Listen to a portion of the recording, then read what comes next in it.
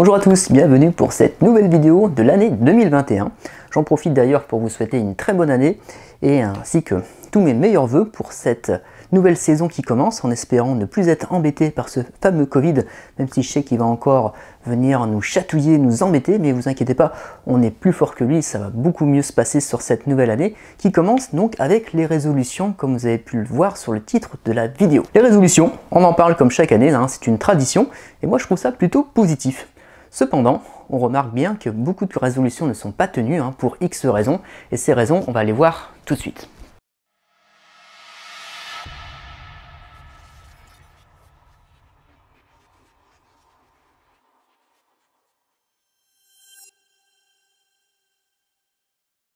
Si vous restez donc jusqu'à la fin de cette vidéo, vous allez donc savoir les 6 résolutions qui ne sont pas tenues et pourquoi, et surtout qu'est-ce que je vous conseille pour bien réussir ce début d'année 2021. Première résolution qu'on ne sait pas tenir, c'est une résolution où on place la barre trop haut.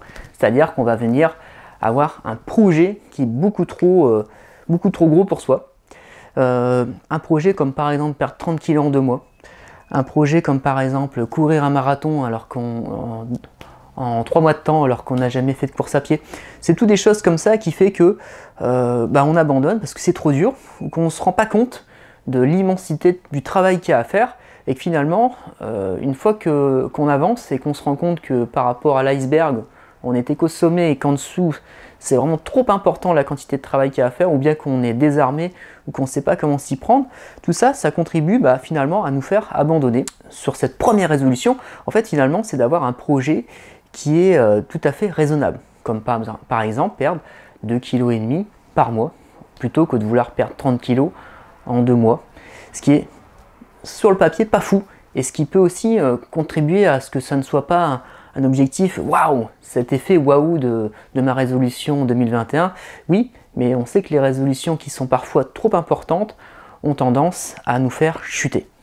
Donc deuxième résolution qui n'est pas tenue, c'est le fait d'avoir 3, 4, 5, avoir en fait finalement trop de résolutions pour commencer une nouvelle année. Ça va être par exemple arrêter de fumer, arrêter de boire un coup le week-end, ça va être de rénover toute sa maison au lieu de commencer juste par peut-être refaire le carrelage, ça va être de commencer une formation, de passer le permis, c'est de se mettre trop de challenge en fait. Donc c'est très bien d'avoir des projets, mais si vous en avez trop, on n'arrive pas à tout combiner et à un moment donné, on laisse tomber un projet, deuxième, troisième, parce qu'on fait toutes les choses à moitié et on n'avance pas.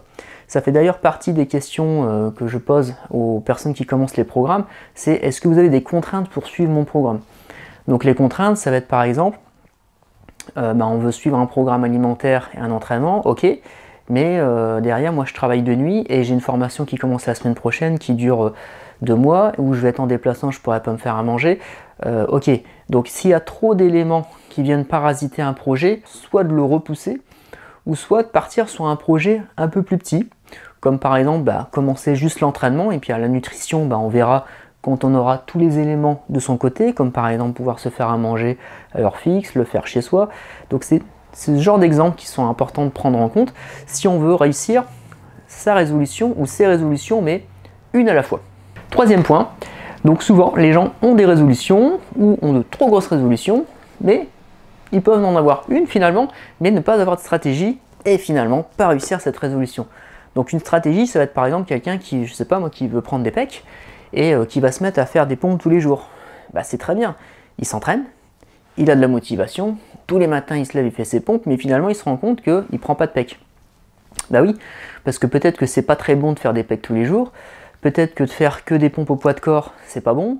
Peut-être qu'il faudrait varier les exercices, alterner les groupes musculaires, se renseigner sur l'alimentation, quel matériel investir chez soi pour faire des exercices plus complémentaires. C'est tout ce système-là de stratégie. Ça va être par exemple prendre un rendez-vous avec un professionnel pour qu'il nous explique comment faire un premier programme ou qui vérifie que nos placements soient bien faits. Donc ça, c'est un exemple de stratégie qui paraît évident, mais finalement, quand on regarde dans les résolutions qu'on n'a pas réussi à faire dans le passé, souvent peut-être qu'avec un accompagnement ou à mettre à plat tous les éléments qui pourraient m'aider à faire cette résolution plutôt que foncer dans le tas ou de faire quelque chose sans prendre la réflexion justement de se dire c'est peut-être pas ça que je vais faire, ça c'est très important. Donc mettre en place une stratégie ou une stratégie avec un professionnel pour nous aider sur un projet, et une fois que ce projet est fait, on passe au suivant, encore une fois. Quatrième résolution, c'est le fait de ne pas le dire officiellement. Et ça aussi, j'aime beaucoup cette résolution, c'est, comment dire, on va se dire, voilà, je prends une résolution, bon voilà, moi je me dis, je vais me mettre au sport. Hop, mais je me l'annonce qu'à moi-même. Donc finalement, si on s'y met pas, personne va nous le reprocher, et cette résolution-là, discrètement, hop là, je l'éjecte d'un petit coup de pied, alors que si en fait je le crie à la terre entière, là je suis obligé de m'y mettre parce que je l'ai annoncé. Donc à partir du moment où je l'ai annoncé, si je le fais pas, je suis une poule mouillée, ou mon ego va en prendre un coup dès qu'on va me faire la remarque, ou dans une soirée, bah, je pensais que tu devais te mettre au sport, tu n'y as pas fait, aïe, ça pique. Donc ça aussi c'est très important, même sur les réseaux sociaux, le fait de l'annoncer, il y a un caractère officiel. Et ça c'est très puissant, et d'un point de vue psychologique, ça vous engage en fait. Et ça aussi j'aime beaucoup. C'est comme par exemple les gens, ils prennent un coaching, ils disent mais pourquoi tu as besoin d'un coach? C'est pour rendre des comptes. La plupart du temps, c'est pour rendre des comptes. Alors évidemment qu'il y a une grande part de technique, mais finalement, manger équilibré, on sait, les gens savent, et finalement, quand on regarde leurs assiettes, c'est pas forcément équilibré, mais on sait qu'il faut faire attention, on sait qu'il faut bouger. Oui, mais c'est le fait de rendre des comptes à quelqu'un qui fait que ça engage la personne à s'investir. Et moi-même, je suis coach sportif, j'ai également un coach, mais j'ai également un prof de guitare. Et toutes les semaines, j'ai mon cours. Et si je n'ai pas mon cours avec lui, s'il ne me donne pas mes exercices, bah parfois, je ne vais pas forcément jouer ou je vais faire autre chose. Alors que si j'ai mon rendez-vous, je vais m'y tenir. Donc ça, c'est aussi très important d'en prendre compte. Donc si vous voulez bien réussir vos résolutions, annoncez-la à votre femme, à votre mari, à vos amis, sur le réseau, mais dites-le. Cinquième résolution qui vient de ma conjointe Célia justement, petite touche féminine qu'elle me l'a suggéré tout à l'heure, c'est de se mettre des résolutions mais sans forcément se mettre une date butoir.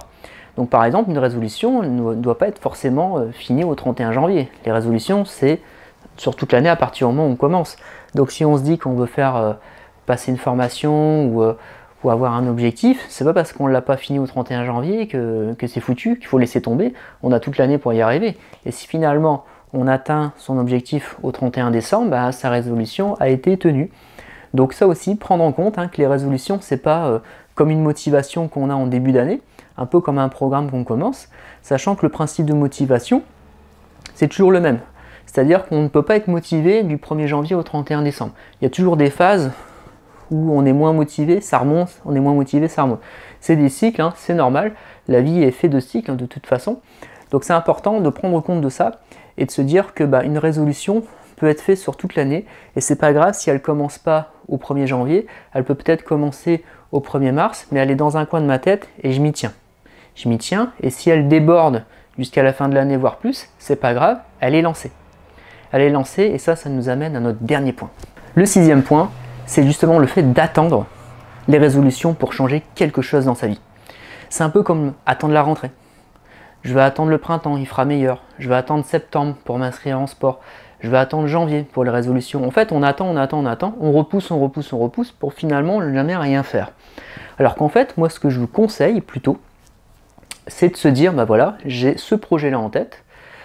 On est en décembre, je vais attendre janvier. Non, je vais commencer à mettre en place des choses en décembre pour m'avancer sur janvier, et en janvier, je mets un coup de collier, c'est-à-dire je vais peut-être passer la 2e vitesse. Je l'ai vu sur le mois de décembre, j'ai lancé un programme minceur en décembre, j'ai eu un bon retour, j'ai beaucoup de gens qui se sont lancés. Dans leur entourage, je leur ai dit pourquoi tu commences en décembre? Justement, le coach il m'a dit, si je perds 3, 4, 5 kilos en décembre et que je reprends 2 pendant les fêtes, finalement je redémarre en janvier à moins 3 kilos.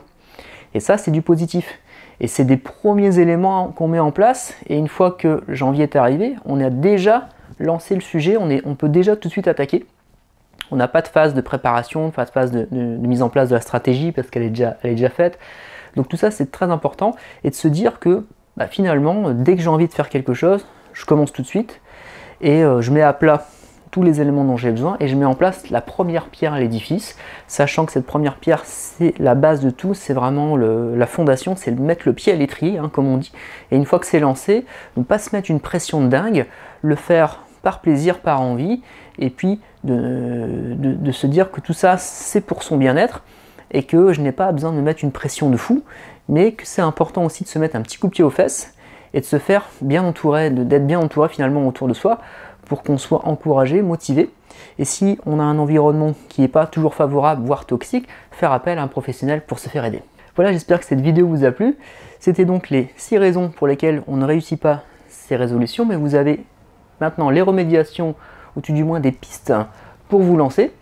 Moi-même, je vais me lancer sur toute une série de vidéos pour cette année 2021. On avait déjà commencé bien comme il faut en 2020. Donc j'ai fait un peu moins de vidéos à cause du confinement parce que les vidéos étaient dédiées aux abonnés pour qu'ils puissent avoir des entraînements à la maison. Maintenant que ça va un peu mieux, on va reprendre tous les sujets sur l'entraînement, la nutrition, la motivation. Donc je suis là pour vous aider et je vous dis à très bientôt. Et n'oubliez pas, on se sent toujours mieux après une séance de sport.